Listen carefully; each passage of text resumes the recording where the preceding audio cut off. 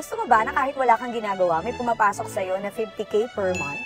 Oo, posible yan. Hindi ito scam, hindi networking, legit na investment. Sa totoo lang, maraming Pilipino umaasa lang sa active income. Sweldo kada kinsenas. Pero paano kung mawalan ka ng trabaho?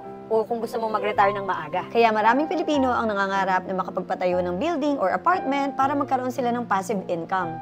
Pero ang tanong, ilan lang ba ang may kakayahan na makapagpatayo ng building? Kasi madalas, maliit or kulang ang kinikita.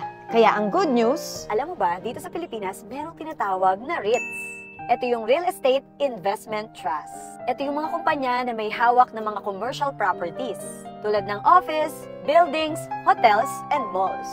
At kumikita ka sa renta ng mga ito kahit hindi ikaw mismo ang may-ari.